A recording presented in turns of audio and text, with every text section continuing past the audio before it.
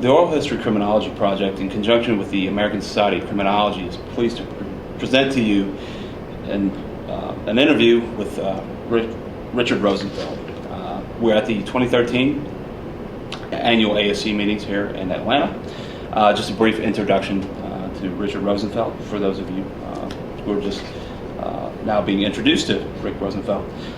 Rick is currently curated professor at criminology and criminal justice in the Criminology and Criminal Justice Department at the University of Missouri at St. Louis. In 1984, he graduated with a PhD from the University of Oregon in sociology.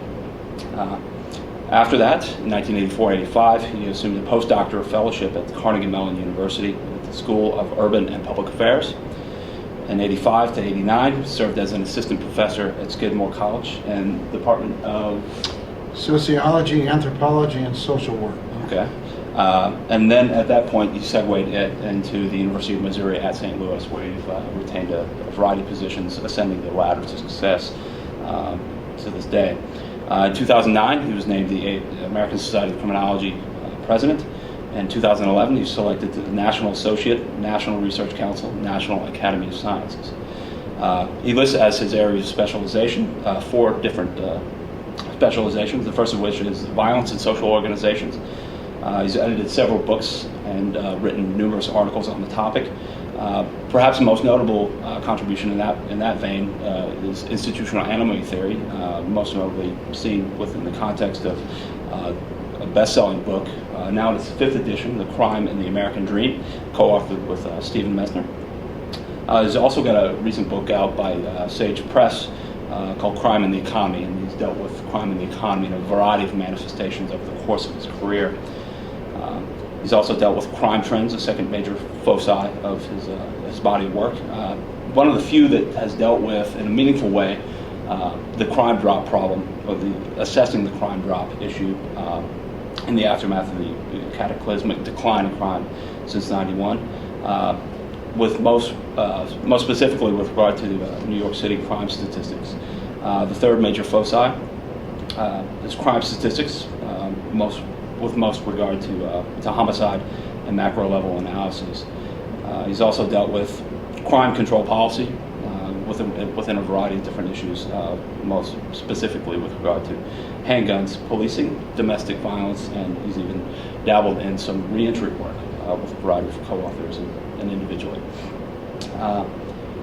So I think it might be beneficial for us to have, actually I should, within the context of the Oral History Project, it bears mentioning that Rick is in some indirect way responsible for the revival of this particular project. It was during the course of a conversation in which I was laying out some dissertation research there, and which you famously offered to me, of course you're going to do some interviews with this, and I said yes, I was eager to do that, and that led me largely due to doors that were open, the dropping of his name, to Frida Adler and Frank Cullen, sort of the rest is history here. But before segueing into sort of the body of your work, I think it's important to have a notion there in terms of your personality. So could you give us a little bit of a biographical sketch in terms of your progression up to that point in time? Sure. I grew up in St. Louis, graduated from high school there. I went to the University of Wisconsin for a couple of years. I was at Reed College in Oregon. Ended up getting my undergraduate degree at the University of Oregon, and went on to graduate school in sociology at the University of Oregon. I studied there with a number of people. My dissertation advisor was a guy named Ben Johnson, and he was a student of Talcott Parsons. And when I was at Reed, I got a thorough introduction to Parsons, and that continued under Ben Johnson at Oregon. And then, for reasons that, I honestly don't really recall now, I decided I'd write my dissertation on crime. I had always had an interest in social stratification or inequality as a graduate student in sociology, and for whatever reason, I decided I'd apply my interest in inequality to the study of inequality and crime. So my dissertation is titled Inequality and Crime. And there I was, in that work, very heavily influenced by Robert Merton.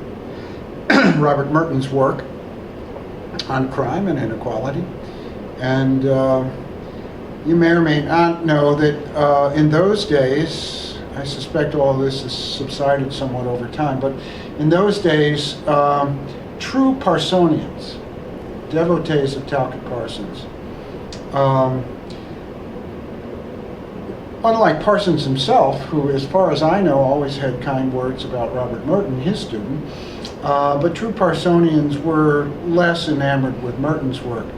I was fortunate enough to have an advisor in Ben Johnson, who was a true Parsonian, but also thought Merton had something to offer quite apart from Parsons. So I was steeped, in those days I was steeped in structural functionalism, and you know, we're now talking about the early 1970s. It was an atmosphere, especially in a department like Oregon's, alive with Marxist criticism and, you know, critical perspectives of all kinds, the rise of feminism.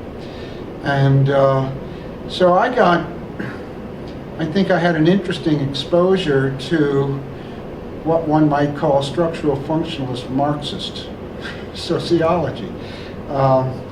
And to some degree, those influences have remained in much of my work ever since. So how did you get to criminology proper from that larger orienting framework there? I got my PhD, excuse me, and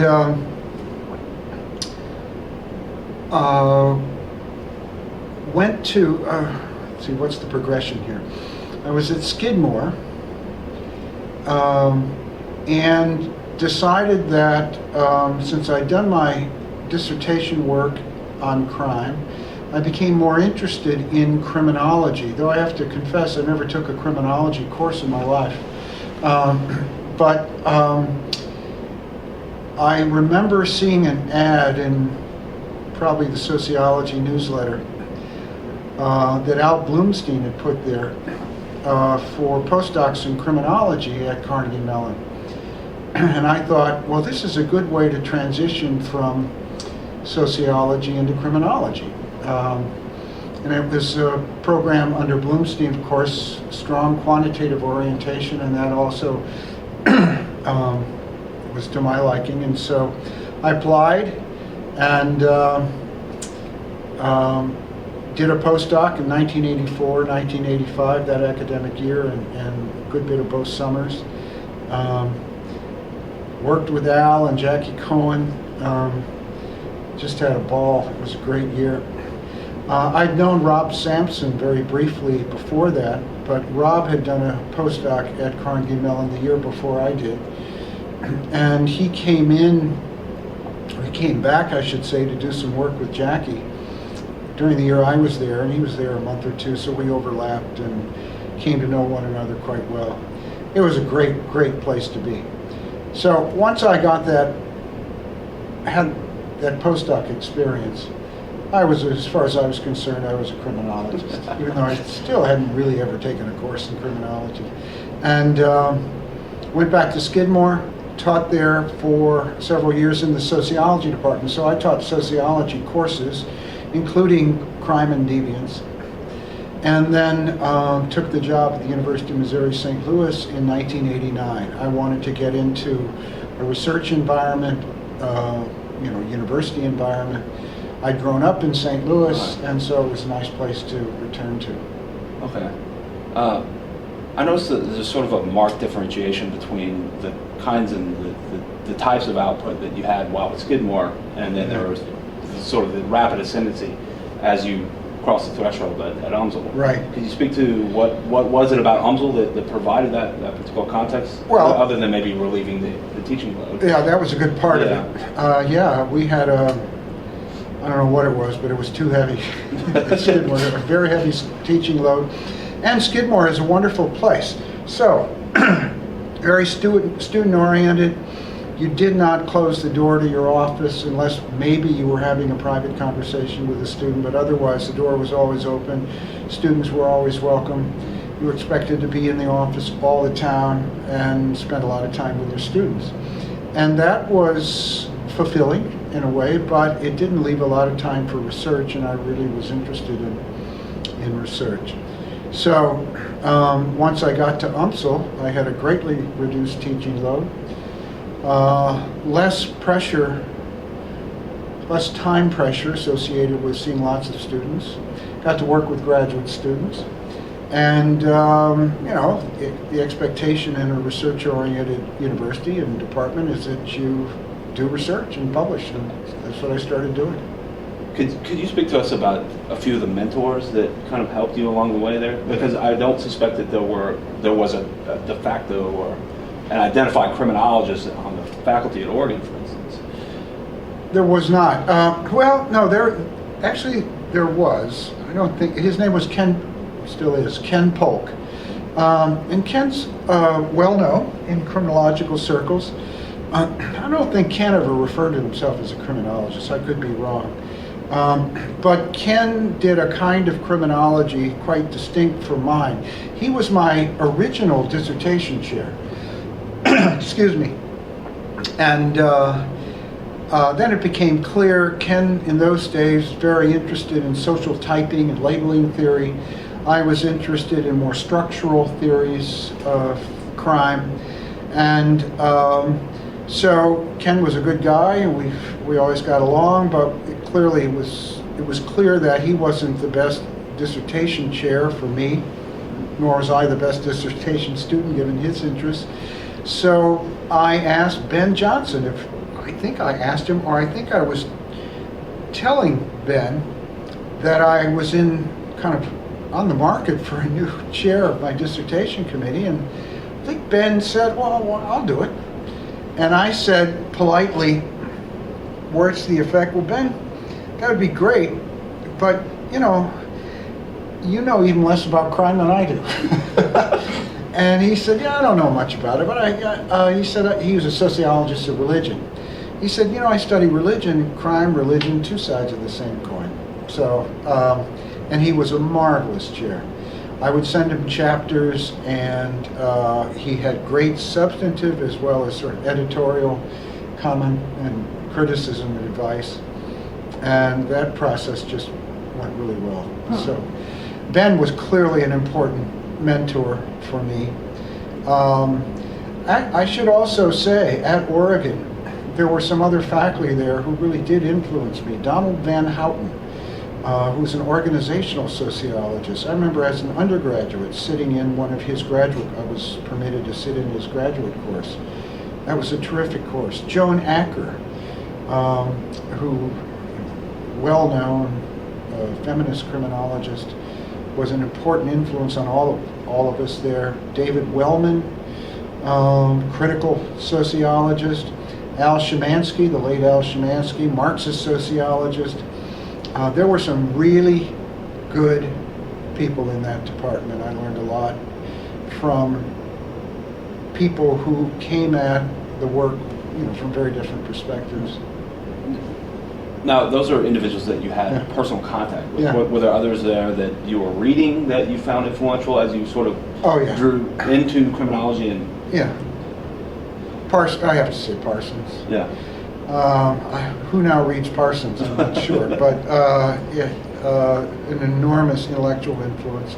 C. Wright Mills, and actually Steve and I have written about this. Yeah. C. Wright Mills, Polanyi.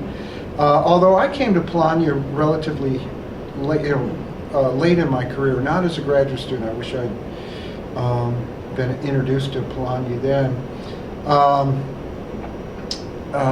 There were others. Yeah. Peter Berger.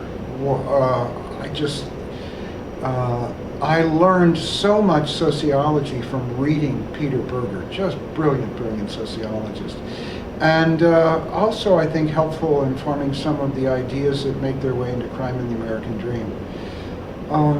But Mills, Parsons, Merton, quite obviously.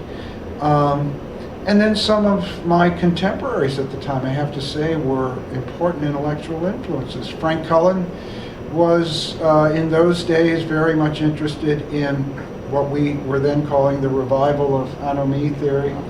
Bob Agnew was working on sort of another strain in that revival. Nikos Pasas.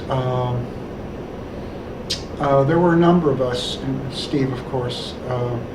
We'd get together at meetings, we'd have panels, and there weren't many people at that point. Now we're talking about the early to mid 1980s who were interested in Merton. Merton had been big time up through the mid 70s, and then Travis Hershey emerged, and I think it's fair to say knocked Merton off his throne in sociological study of crime. And then, a number of people, some, Frank was Richard Cloward's student. Steve sat in on Merton's courses at Columbia, and Steve also, his advisor in graduate school at Princeton was Mel Tuman.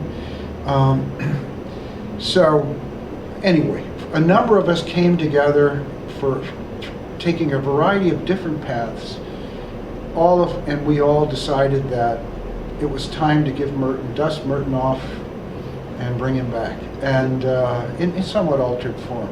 That's what Steve and I did. That's what Bob Agnew did in another way. Frank took Merton via Cloward and Olin and a little bit of Sutherland in yet another direction. That was an exciting period, and I guess my point is, my contemporaries were also important intellectual influences. Do you have any notion as to why Merton, why then? Well, I've written about it, so I suppose I should have some notion. Yeah. Merton became popular during a period of progressive leftish social reform. And Merton's theory lent itself to that kind of reformist emphasis within sociology and the social sciences generally.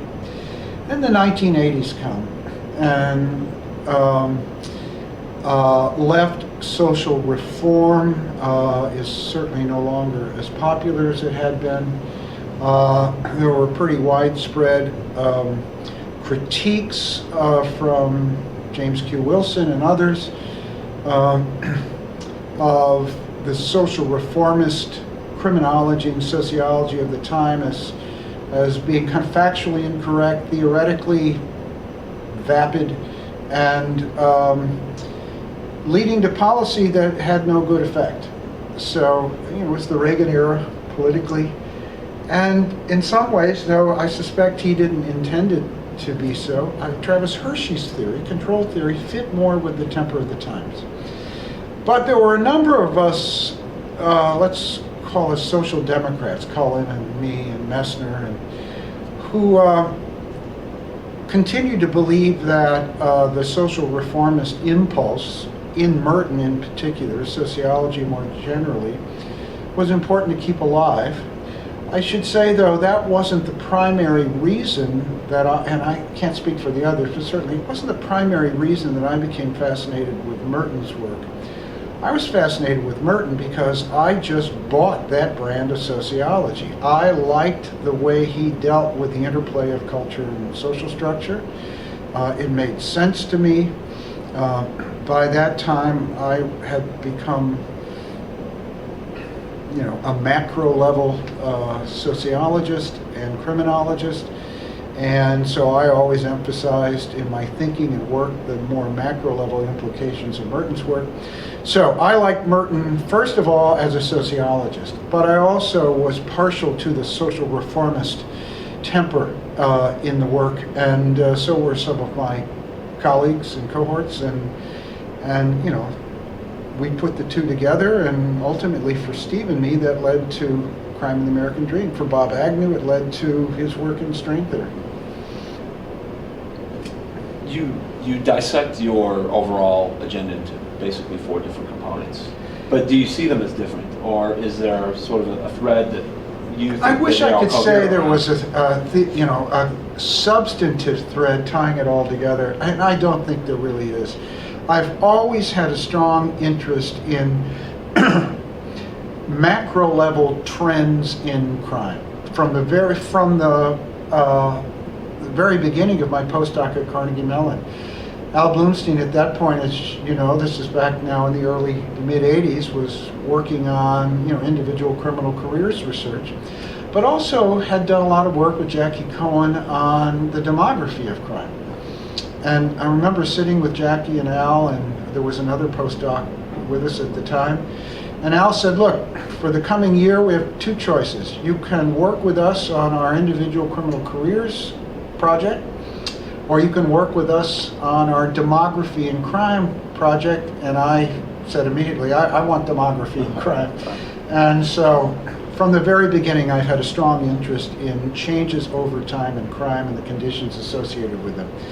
And that, I think, for me, being a quantitative sort, led pretty directly into a concern with the quality, nature, extensiveness, timeliness of crime statistics. I've always, for a very long time, had a strong interest in that area and issue.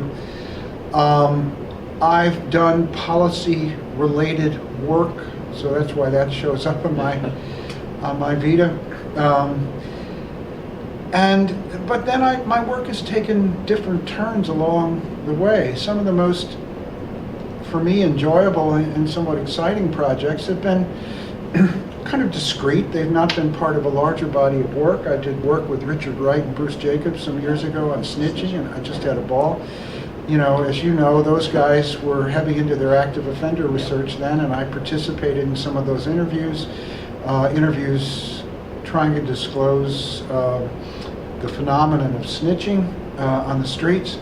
So that was a marvelous collaboration with my friend and colleague Richard and also Bruce. I wrote a paper once with Scott Decker based on interviews That's a great title.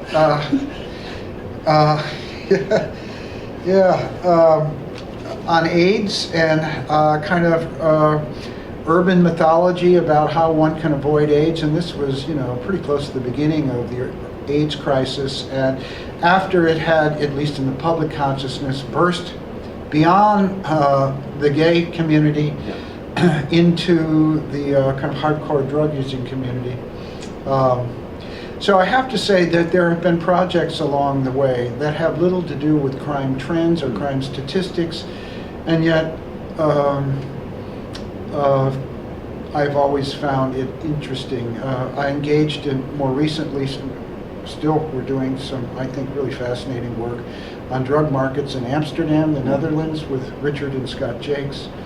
And then more recently, actually since you've left St. Louis, I've developed a very strong partnership with the St. Louis Metropolitan Police Department. Okay. And I do a lot of work with the police department, and that's been very, very enjoyable. And I've become something of a very minor and late in life, late in career, contributor to the policing literature. I now have several pieces out on racial profiling and traffic stops, and now I'm doing work on hotspots policing. So I can't say there's been a single coherent thread that knits together all of my work. So there may not be a coherent thread, but are there ones that you look back on and that's something that you look back on and that really hit it? That's really a piece the collaboration with Steve Messner has Yeah. to be my career favorite and highlight. It just was. It continues to be so enormously enjoyable and very productive. It led us to and through and beyond Crime and the American Dream. He's just been, he's a sweetheart. He's a joy to work with. He is the best collaborator one could ever wish for. And our interests just mesh well. So that's, in terms of a career highlight, I mean, that collaboration, Crime and the American Dream, is, one consequence of that collaboration. It's been terrific. The work I did and the continued association with Al Bloomstein, just been absolutely terrific. And then I have to say, this partnership, when I say partnership, I mean a formal, on paper, signed by the university chancellor, the mayor, and the police chief, collaboration with the St. Louis Metropolitan Police Department is, now, I've only been engaged in it a couple of years, but it's emerging as another highlight. It's really been fun, and I've learned a lot. I don't think I could have done it as a younger criminologist earlier in my career. Did that build on the earlier work that you did with St. Louis homicide work? It did, Okay. yes. So I was familiar with, the use of St. Louis crime data. I'm very familiar with the city of St. Louis, having grown up there, and then having returned now 25 years ago. There's no question that the early work with the homicide project was an important foundation, and I did, I over the years have done department. What's different about this current collaboration is that it's continuous and ongoing. So I am at the police department very frequently during the week. I have an office there as well as on campus. One of my graduate students works in the bowels of the crime analysis unit part-time. We have ready access to really rich data, and in return for that access, we provide research support, guidance, evaluation. It's a department these days that is very research-oriented. Wants to know whether what it's doing is effective, especially with respect to reducing crime. And I couldn't be happier with that collaboration, and it's been very meaningful. Thinking about some of the major contributions that you've made, when I look at what you've done, I want to ask you about what the state of the understanding of the crime decline and understanding crime trends is for the field. Have there been genuine evolutions there toward Yes, I think better so. understanding? Yes, there has been, I think, a steady, but a little rocky as well, building up of knowledge about some of the contributors to changes over time in crime rates within the U.S. and now increasingly elsewhere over the last decade. And I thought things were going just swimmingly until the Great Recession hit. Okay, yeah. So, so here's what I mean. We have a lot, there's a long-standing tradition that looks at the relationship between changes over time in crime and macro-level phenomena of a variety of types. Changes in the age composition of the population, changes in the state of the economy, changes in criminal justice systems, incarceration effects on crime and so on. And it seemed to me that much of that work was coming together in a nice way as of a decade or so now, maybe even 15 years ago. One of the important papers in that area for me is a paper done by one of Steve Messner's former students, Tom Arvanites, and his colleague, Defina. It was a state-level assessment of changes over time in crime rates and their relationship to state-level economic output, gross domestic product at the state level. And I wasn't all that enamored with gross domestic product at the state level but what I liked about that research is that it opened up possibilities for those of us who are interested in the economy and crime. Because as you know, that whole research area and tradition has been thoroughly dominated by looking at unemployment and crime. And I had become increasingly dissatisfied, as had the literature itself, with that, the state of the research on that relationship. Some studies showing an expected positive effect, some negative, some null. And that was, I think it's fair to say, pretty much the sum total of the research, received wisdom on how the economy and crime might be related until we got close to the turn of the current century. That Arvanites and Defina paper, for me, opened up other possibilities, and it led me to think about, or to actually get back to work that I had started in the early 90s and then put aside on consumer sentiment. And I thought to myself, gee, if gross domestic product it has this rather robust relationship to crime, what about collective perceptions of economic conditions and economic change? There's something very attractive about that notion to me. I went back and dusted off some of the early stuff I had done with consumer sentiment. I joined with my then graduate student, Robert Fernango, another great collaborator, by the way.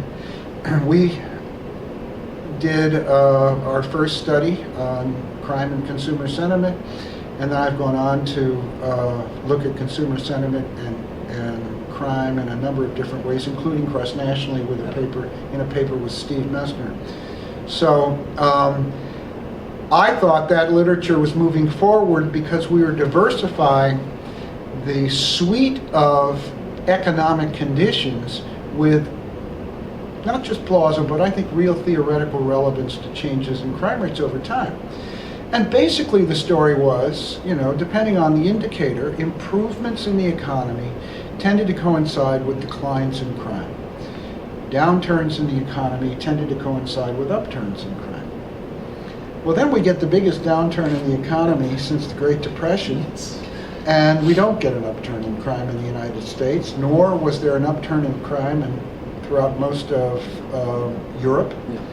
And the skeptics came back out of the woodwork. Yeah. Skeptics being folks who are saying there's no relationship between the economy. The James Q. Wilson argument. There's no relationship, and a lot of "we told you so's,"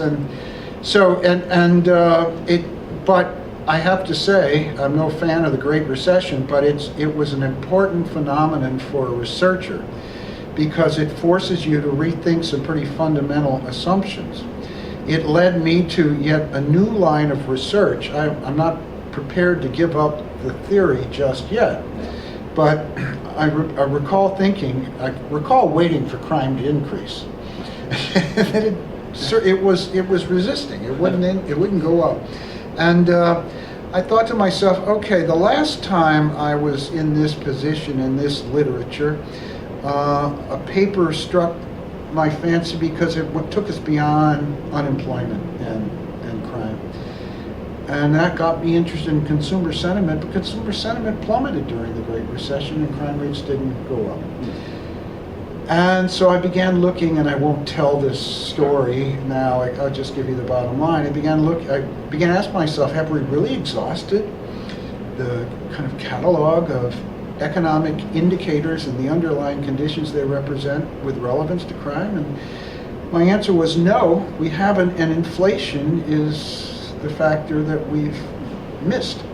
Now, there is a small, relatively scattered, and not terribly developed theoretically literature on inflation and crime. I compiled as many of the studies as I could, and there were really no more than a half dozen or so, all of which were US based, all of which showed a positive relationship,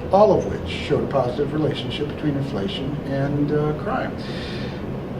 You may recall, or you may not, I think everyone knows, we're sitting here in 2013, and inflation rates in the US and in Europe have been running at historically very, very low levels, especially when compared to the 70s and 80s, where we had the period of stagflation. And my current work is showing a very robust association between inflation and crime rates. In the US, I'm just finishing a study, a cross-national study of about 20 nations, also see the relationship there. And that's controlling for changes in other economic conditions like unemployment and GDP per capita. So I think the connection between crime and the economy is complex. That's the point we make in our book, Crime and the Economy. But I do think that there is a very meaningful connection. And the Great Recession was helpful. You need events like that in the external world to force you to rethink the basic assumptions of a perspective and force you finally, when the world continues to resist your theory, to give it up. Yeah. I'm not quite there yet, but I remember at the tail end of my dissertation, you were continually fielding calls from newspaper reporters there for sound bites about what can we expect here. Right, I think that people were waiting for things to become hinged. I know. I remember at the beginning of the recession saying to whomever would ask, I fully expect crime rates to respond. They have in the past during other recessions. Interestingly enough, though, not during the Great Depression. Crime was up and then came down in the midst of the Great Depression. And as you may know, that was a period of persistent price deflation. So, in any event, I love studying crime trends, and I'm certainly enamored with the relationship between the economy and crime.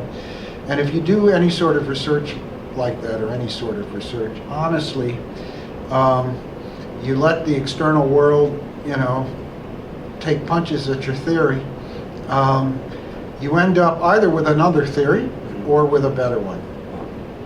Speaking of theory, can you give us a little bit of an indication there in terms of what some of the developments in the wake of institutional anatomy have been that have been promising, and on the alternative end of the spectrum there, what are some of the limitations there?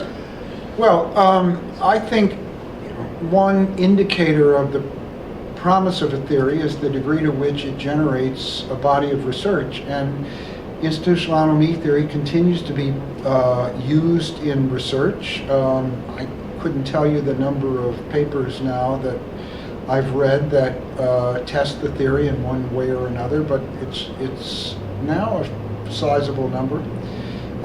It's a theory that gets taught to students, and that's gratifying.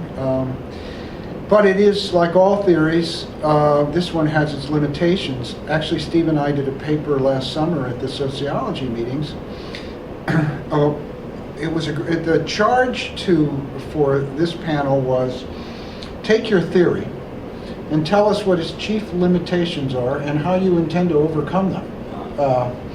So I responded. Steve actually was one of the organizers, but then he and I did a paper for the panel on institutional anatomy theory.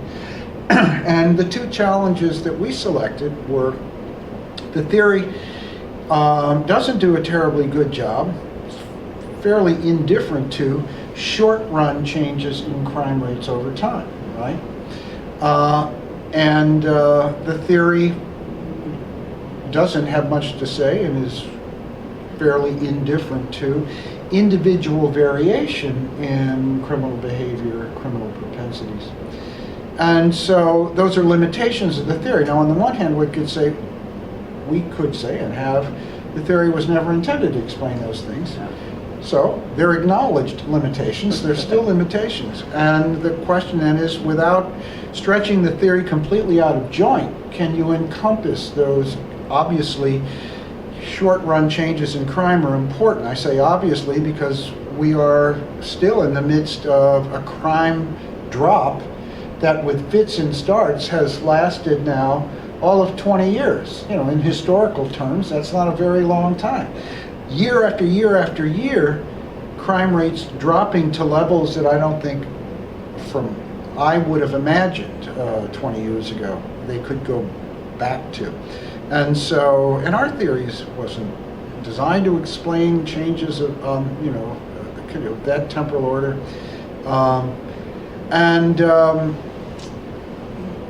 Needless to say, the theory was never designed to explain individual variation in criminal behavior. Now, we have taken stabs at both of those problems in various writings. We wrote a paper with Helmut Thom that does try to draw out implications from institutional anatomy theory for individual offending. I'm not sure we got very far in that effort. We acknowledge that in the more recent paper that I did with Steve, and I'm not sure I'm the one to do that. If somebody wants to do it, I'm more than happy to invite them into it. I'm not an individual level researcher myself, and it's probably a job for a younger person anyway. So, but those are real limitations of the theory. Whether we acknowledge them or not is secondary. They're limitations, and ideally a theory should be able to explain both macro and micro and individual level of change. Ideally, Your presidential attempted to get at some of that. Some of it. So have you attempted to develop that anymore, or there's even a little bit of a mention of that in the tail end of Crime in the Economy? Yes. So less. Do you see that as a necessary thing now Yeah. that the field is so micro-oriented that you have to, if it's going to be an enduring? Well, yes. If I see where you're going, Yeah. I currently head up a round table that was established by the National Academy of Sciences. Yeah. It's a 3-year effort, and it's a wonderful opportunity, and it's on the topic of crime trends. Oh, Right? perfect. Wonderful opportunity to bring together great researchers and some policy/practitioner folks around a table and produce papers and commission papers, invite in guests to meet with us on this issue. And it is an opportunity as well to do some of the linking that I hint at in the presidential address and have elsewhere. So, for example, our very next meeting, 2 weeks from now in Washington, early December, we're going to bring Jessica Reyes in. She's one of the people who have promoted, let's call it the lead hypothesis, as an explanation for both the rise and drop in crime rates in the U.S. and elsewhere. And so we're going to use the lead hypothesis as a case study for trying to understand the assumptions one would need to make to move from micro or individual level processes and build up to more macro level change. James Coleman has this famous boat, Coleman's boat, in which that's essentially the problem, how one moves from the macro to the micro level and vice versa. And we're going to try to explore that in substantive terms using the lead hypothesis as a case study, and David Farrington's going to join us, and Rolf Loger's going to join us, and we have some good folks on our panel. So, Brenden, to answer your question, I want to pursue that issue using this in the context of this roundtable. And with respect to short-term changes in crime, the other sort of limitation, I study short-term changes in crime and the economy a lot. And in crime and the economy, we do try to link relatively short-run changes to institutional anomaly theory. How successful we are at doing so, we'll have to see. So in one way or another, I'm trying to address those limitations. Okay. Here's where things get a little tricky in terms of the interview format here. In terms of a self-assessment, what would you think your distinguishing characteristics there? If I were to read your piece there, blind, no name on it, what would I look at that said, that's a signature of Rick Rosenfeld? It was written well. I think. Yes. I've always... that's one of the appeals for me when I read Crime and the American Dream, is that there are just so many catchy aphorisms that are just dotted. Well, and that's one of the joys of working with somebody like Steve Messner. Yeah. He's also a great stylist. So that's one thing I think. We do try to write in a way, and I try to write in a way, and I know Steve does in his other writing, in a way that communicates, right? Yeah. If you don't communicate, then you're not, you're in some other discipline, you're not in social sciences. So I think that's one distinguishing characteristic. Another is this sort of unabashed, I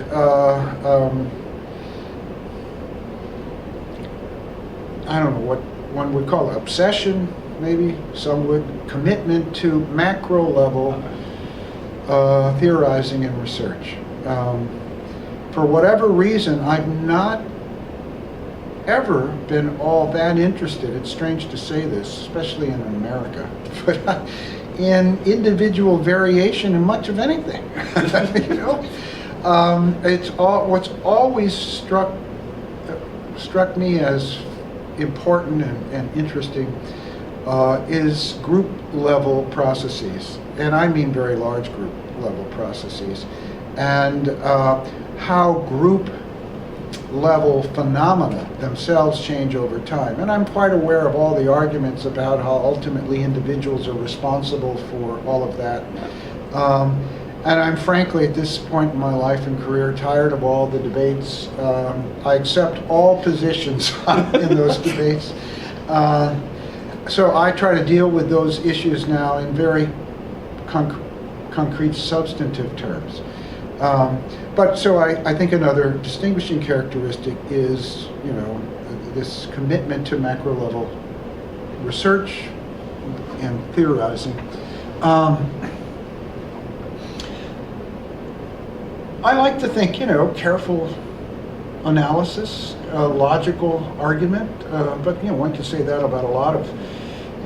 Ideally, you don't get your stuff published in a decent journal if it doesn't meet some standard of careful analysis and logical argument. So, macro level orientation, ability to communicate, and you know, some competence in carrying out research that is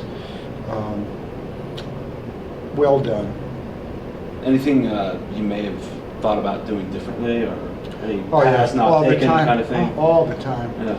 You know, we were talking earlier, you asked earlier, is there a sort of coherent theme that links together all my work? And the answer was no. You know, there are themes that run through it, but then there are all these triplets. And the reason is because I don't know, lack of self-control, intellectual self-control, I'm not really sure. Yeah. I just got very interested in different things. It would, you know, I'd be doing one thing and then not quite finish it up and get interested in something else. And the result is there's some dead ends along the way, dead branches. And I had the greatest admiration for colleagues of mine who've started out in a single research program and stayed there and were able to penetrate.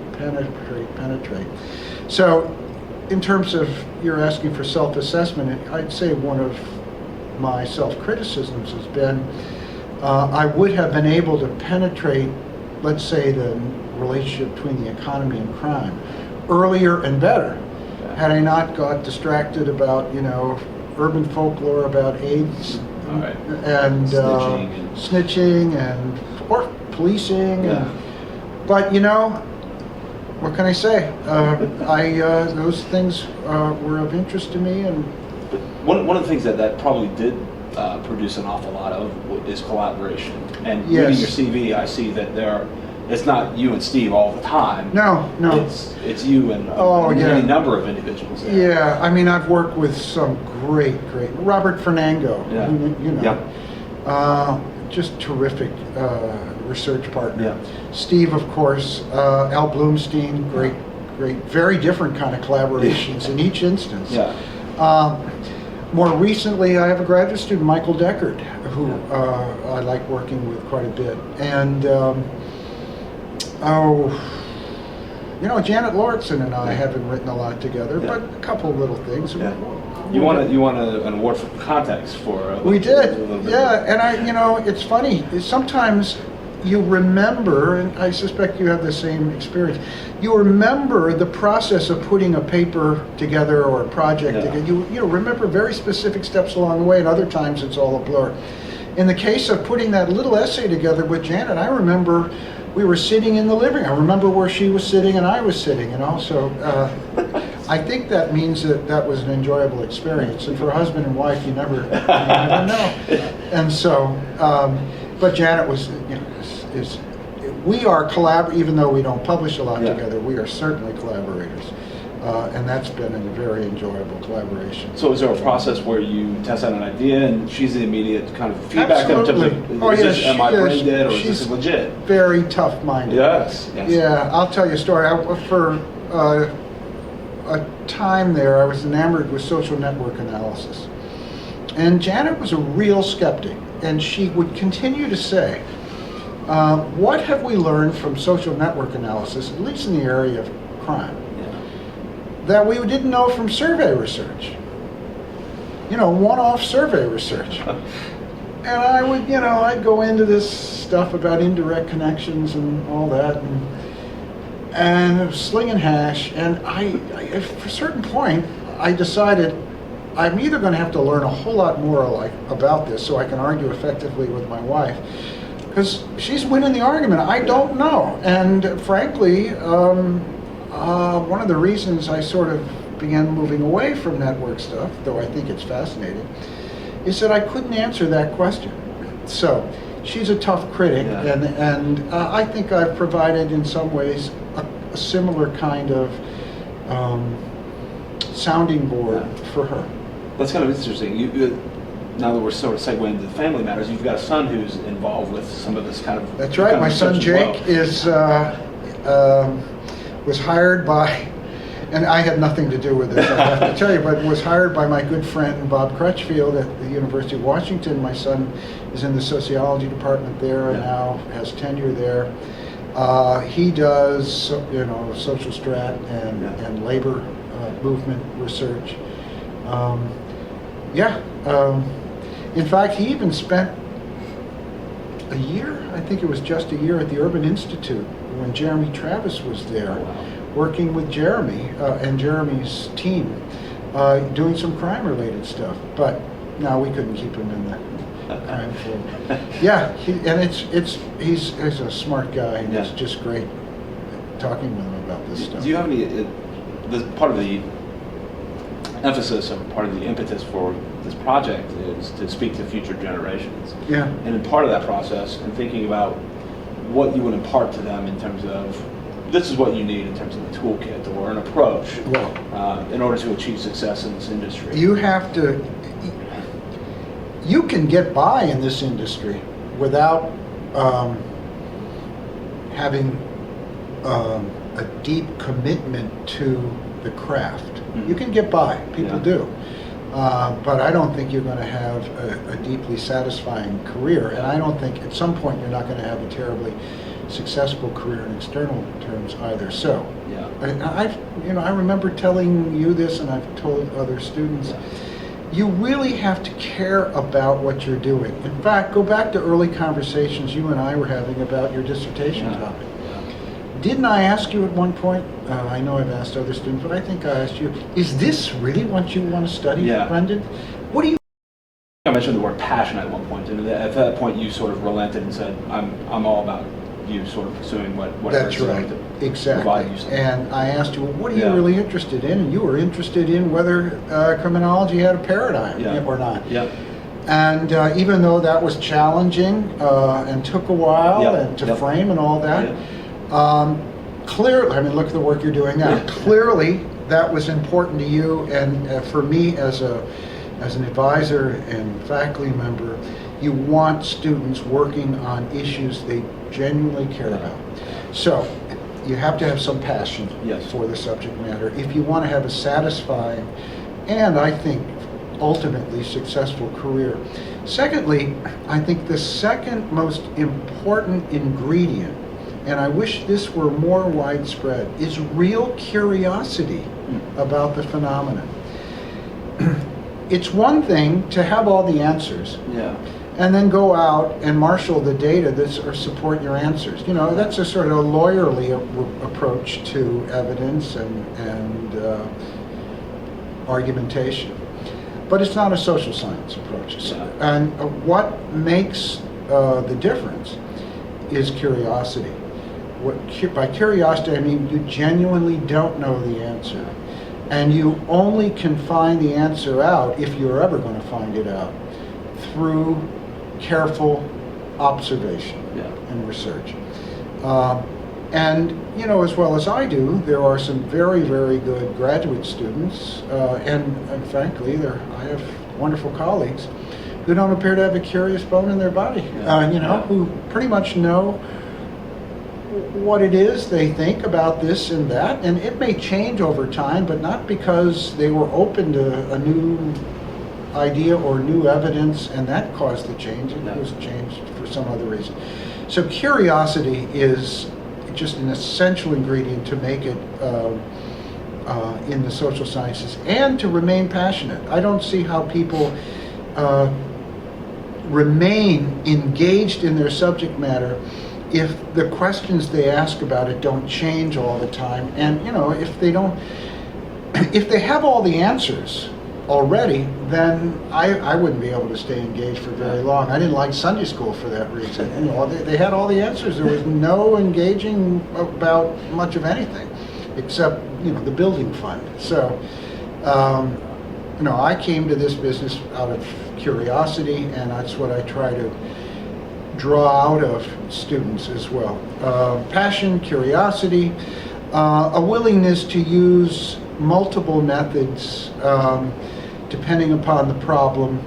Let the problem drive the methods.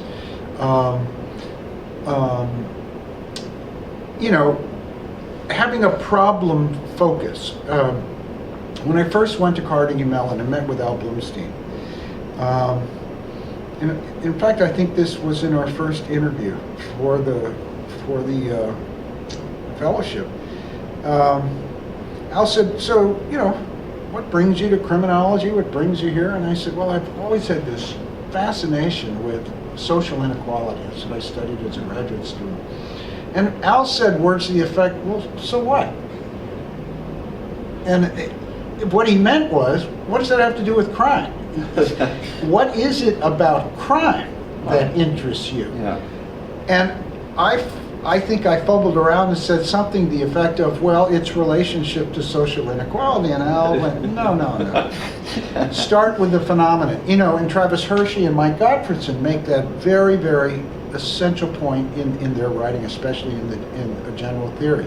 You start with the phenomenon and then work back to explanations of the phenomenon. And I learned that immediately from Al. As a sociologist, in fact, Al used to use the example. He said, "You sociologists, you're all the same. You have your favorite independent variable. And it's like a water witch. You go, no, it explains that. Not, it explains that." And what you want to do, he said, what a real social scientist does is start with some outcome, the phenomenon, and then ask what might explain it. Could be, in the case of crime, could be inequality, could be deterrence, could be this, could be that. Be open to multiple explanations. Very rarely is only one explanation going to be, going to suit. So start with, I don't know how to put it differently, but start with the phenomenon to be explained. So often students will come to me with an idea, and it's really like I went to Al. It's really an idea about some predictor of interest, as opposed to what that predictor might explain.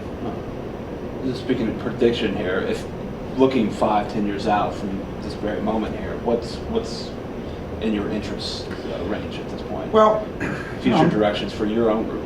Yeah.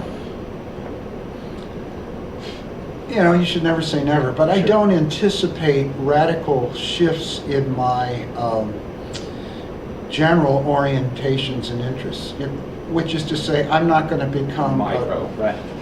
I'm not going to become a microcriminologist. I'm not going to become an expert on cybercrime or human trafficking. So I'm going to stick pretty much with the areas that I'm familiar with, but I would hope that I continue to come up with some new ideas in those areas. So in the case, I certainly want to continue my work on the economy and crime, and my interest in crime trends, and interest in explaining them, not simply on the basis of their relationship to economic phenomena or conditions, though that's a central interest of mine, and that's going to continue. This work that I've been doing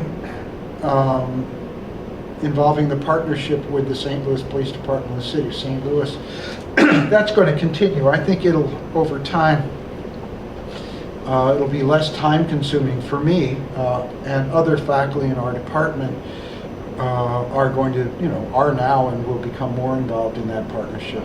But I want to continue that work. It is the city I grew up in and love, and at this point in my career, it's nice to be able to give something back, and at the same time, have access to absolutely great data. And I have to say, great research partners, great people in the folks I've come to no at that police department. So that's going to continue.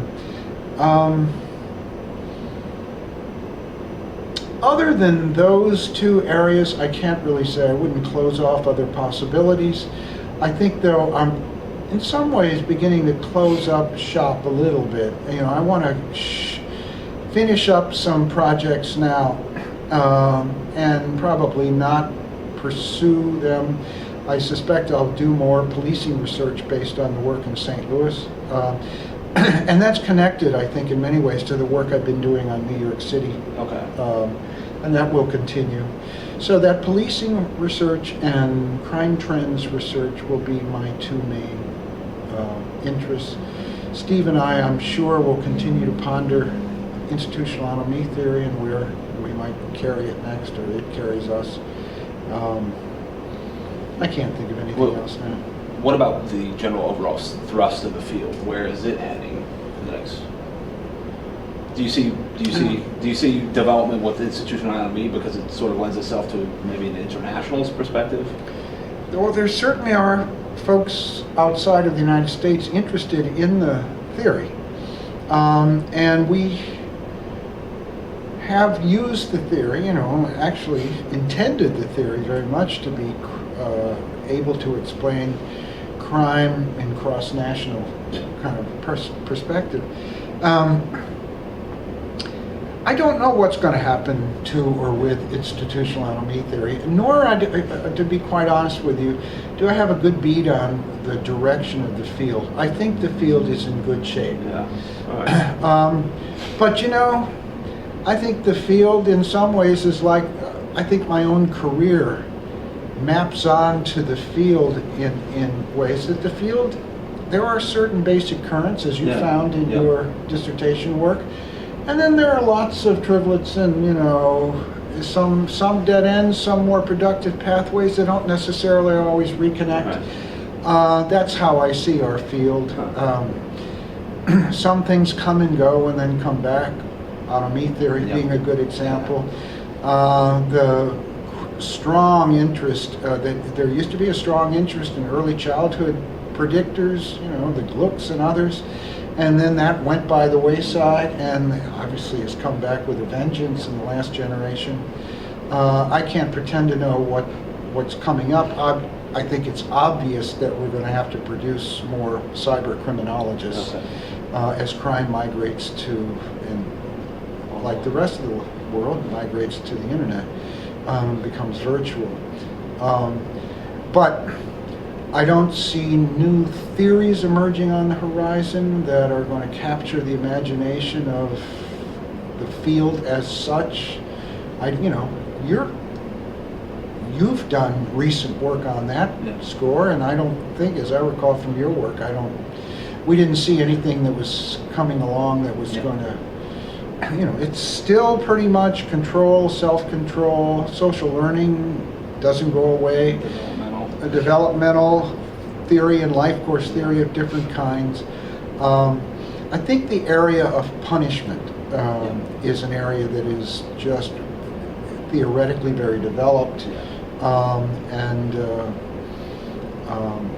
that's an area that really has developed nicely. I wish I could say the same thing about the area that I'm most associated with, the etiology of crime.